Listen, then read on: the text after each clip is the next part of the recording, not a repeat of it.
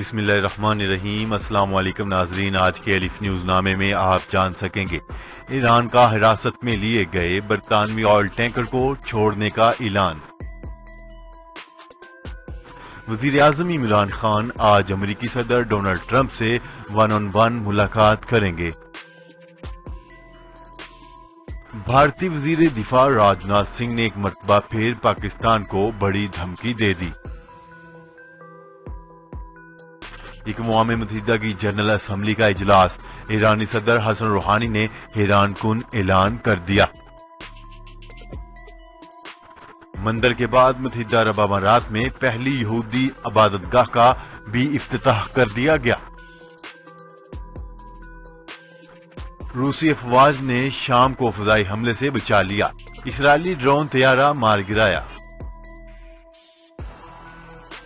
امریکی شہر ہیوسٹن میں بھارتی وزیر اعظم نریندر مودی کے خلاف ہزاروں افراد سڑکوں پر نکل آئے اور تاریخی احتجاج کرتے ہوئے مقبوضہ کشمیر کی آزادی کا مطالبہ کیا۔ مقبوضہ کشمیر میں 50ویں روز بھی کرفیو۔ شہباز شریف اور مولانا فضل الرحمان کی 2 گھنٹے طویل ملاقات۔ مسلم لیگ نون آزادی مارچ میں شرکت کرے گی یا نہیں، اندر کی کہانی سامنے آ گئی۔ قومی ٹیم کے سابق کھلاڑی شاہد خان آفریدی کو لاہور قلندر کا کپتان مقرر کر دیا گیا۔ السلام علیکم ناظرین، آپ کے اپنے چینل الف نیوز میں خوش آمدید، اور میں ہوں آپ کے ساتھ ماجد علی۔ دنیا بھر کی خبروں سے باخبر رہنے کے لیے الف نیوز کو سبسکرائب کر لیں اور گھنٹی کے بٹن کو پریس کرنا نہ بھولیے گا۔ تو ناظرین، ہیڈ لائنز آپ نے جانی، اب بڑھتے ہیں خبروں کی تفصیلات کی طرف۔ ایران کے میری ٹائم حکام نے کہا ہے کہ برطانیہ کے پرچم بردار ٹینکر ایسٹین ایمپرو کو بہت جلد چھوڑ دیا جائے گا۔ ایران کی سپہ پاسداران انقلاب نے 19 جولائی کو اس ٹینکر کو پکڑ لیا تھا اور تب سے اسے یرغمال بنا رکھا تھا۔ قابل عظیم ایسٹین ایمپرو کی مالک سویڈش فرم کی چیف ایگزیکٹو کا کہنا تھا کہ جہاز کو چھوڑنے کی اطلاعات دی گئی ہیں، اس لیے ہم سمجھتے ہیں کہ جہاز کو چھوڑنے کے لیے سیاسی فیصلہ کر لیا گیا ہے۔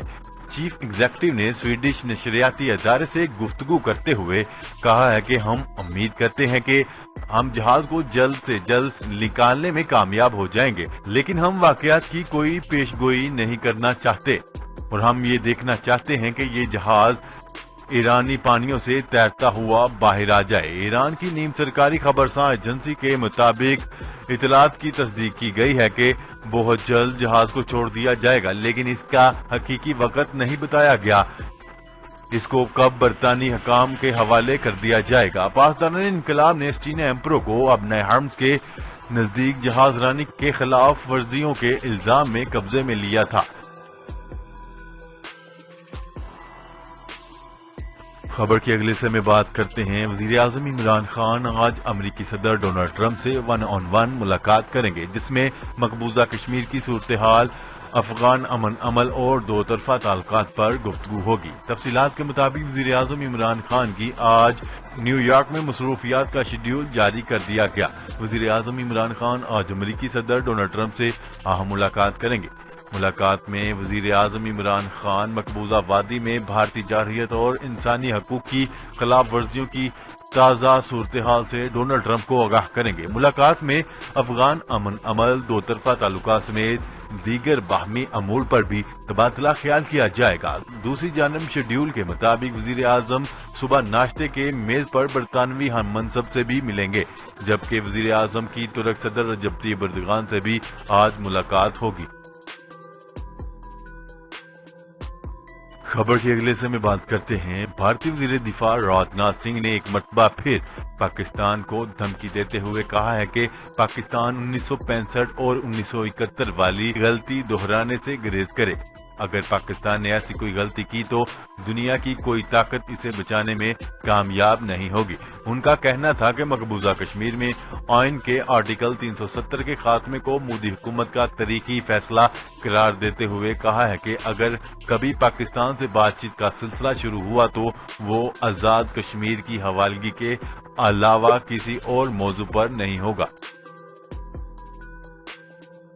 خبر کے اگلے حصے میں بات کرتے ہیں۔ ایرانی صدر حسن روحانی نے کہا ہے کہ وہ اقوام متحدہ کی جنرل اسمبلی کے اجلاس کے دوران خلیج فارس میں کشیدگی کم کرنے کے لیے منصوبہ پیش کریں گے۔ نیوز رپورٹ کے مطابق سرکاری ویب سائٹ پر اپنے جاری بیان میں ایرانی صدر حسن روحانی نے کہا ہے کہ اس سال تہران خطے کے دیگر ممالک کے ساتھ مل کر اقوام متحدہ کی جنرل اسمبلی میں ایک منصوبہ پیش کرے گا، جس کے مطابق ایران خلیج فارس اور بحیرہ عمان کے حفاظت کے لیے سیکیورٹی اقدامات کر سکتا ہے۔ انہوں نے کہا ہے کہ غیر ملکی فورسز کی خطے میں موجودگی تیل اور اس کی ترسیل میں عدم تحفظ پیدا کرے گی۔ حسن روحانی نے کہا ہے کہ ہم ان کی طرف نہیں جو دوسروں کی سرحدوں کی خلاف ورزی کرتے ہیں، اور نہ ہی ہم کسی کو اپنی سرحد کی خلاف ورزی کی اجازت دیں گے۔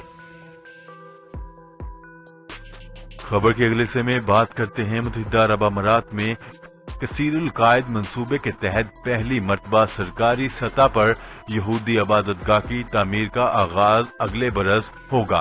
2022 تک اس کی تکمیل ہوگی۔ میڈیا رپورٹ کے مطابق یہودی عبادت گاہ ابوظہبی میں کثیر القائد ابراہیمک فیملی ہاؤس کمپلیکس کا حصہ ہے، جہاں مسجد اور چرچ بھی ہوگا۔ کمپلیکس کی تعمیر کا اعلان رواں برس فروری میں پوپ فرانس کے متحدہ عرب امارات کے دورے میں کیا گیا تھا، جو خطے میں پہلی عبادت گاہ ہوگی۔ خبر کے اگلے حصے میں بات کرتے ہیں۔ روسی افواج نے ایک مرتبہ پھر شام کو اس وقت فضائی حملے کا نشان بنانے سے بچا لیا جب اس نے اسرائیلی ڈرون طیارہ مار گرایا جانے والا ڈرون طیارہ ملک کے دارالحکومت دمشق میں اپنے ہدف کی جانب تیزی سے بڑھ رہا تھا۔ عالمی خبرساں ایجنسی کے مطابق روسی افواج نے دمشق کی فضائی حدود میں اسرائیلی ڈرون کو اس وقت نشانہ بنایا جب وہ اپنے ہدف کی جانب بڑھ رہا تھا۔ خبرساں ایجنسی کے مطابق روسی افواج نے چوتھی مرتبہ شام کو اسرائیل کے فضائی حملے سے محفوظ کیا ہے۔ اس سے قبل بھی اسرائیل نے شام کے مختلف علاقوں میں فضائی حملے کیے، جبکہ ڈرون طیاروں سے کیے جانے والے 3 حملوں کو روس کی افواج نے ناکام بنا دیا تھا۔ خبر کے اگلے حصے میں بات کرتے ہیں۔ بھارتی وزیر اعظم نریندر مودی ہیوسٹن کے اسٹیڈیم میں جلسہ کرنے پہنچے تو ان کے خلاف زبردست احتجاج کیا گیا۔ اسٹیڈیم کے باہر پاکستانی، کشمیری اور سکھ کمیونٹی سمیت مقامی افراد کی بڑی تعداد جمع ہوئی۔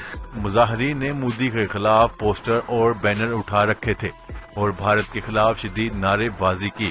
ہزاروں افراد نے مودی کو ہٹلر قرار دیتے ہوئے عالمی برادری سے مقبوضہ کشمیر میں بھارتی مظالم اور انسانی حقوق کی خلاف ورزیوں کا نوٹس لینے کا مطالبہ کیا۔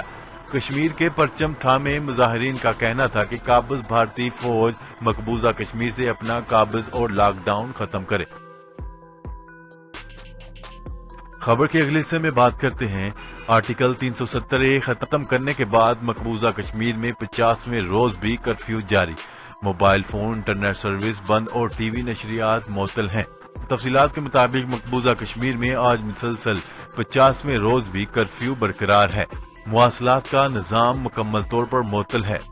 قابض انتظامیہ نے ٹیلی فون سروس بند کر رکھی ہے، جبکہ ذرائع ابلاغ پر سخت پابندیاں عائد ہیں۔ کشمیری میڈیا سروسز کے مطابق مواصلاتی نظام کی معطلی، مسلسل کرفیو اور سخت پابندیوں کے باعث لوگوں کو بچوں کے لیے دودھ، زندگی بچانے والی ادویات اور دیگر اشیاء ضروریات کی شدید قلت کا سامنا ہے، اور کشمیری عوام مدد کے لیے عالمی برادری اور پاکستان کی طرف دیکھ رہے ہیں۔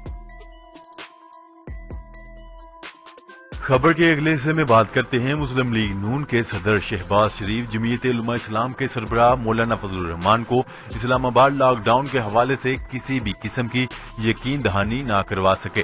نیوز رپورٹ کے مطابق مسلم لیگ نون کے صدر شہباز شریف اور جمعیت علماء اسلام کے سربراہ مولانا فضل الرحمان کی ملاقات ہوئی۔ ملاقات 2 گھنٹے جاری رہی، جس میں اسلام آباد لاک ڈاؤن کے حوالے سے مشاورت کی گئی، لیکن شہباز شریف کوئی بھی یقین دہانی کروانے سے گریز کرتے نظر آئے۔ شہباز شریف نے مولانا فضل الرحمان سے کہا ہے کہ ابھی آپ کے دھرنے میں شرکت کے لیے ہاں نہیں کر سکتا۔ دھرنے میں شرکت کے حوالے سے میاں صاحب سے پوچھ کر فیصلہ ہوگا۔ خبر کے اگلے اور آخری حصے میں بات کرتے ہیں۔ قومی ٹیم کے سابق کھلاڑی شاہد خان افریدی کو لاہور قلندر کا کپتان مقرر کر دیا گیا ہے۔ سابق آل راؤنڈر دبئی میں ہونے والی T10 لیگ میں لاہور قلندر کی کپتانی کریں گے۔ اس حوالے سے میڈیا سے گفتگو کرتے ہوئے لاہور قلندر کے مالک نے کہا ہے کہ لاہور قلندر پہلی مرتبہ T10 لیگ میں شرکت کر رہی ہے۔ جی تو ناظرین، آج کے لیے اتنا ہی۔ مزید خبریں لے کر بہت جلد آپ کی خدمت میں حاضر ہوں گے۔ تب تک کے لیے اپنا خیال رکھیے گا۔ اللہ نگہبان۔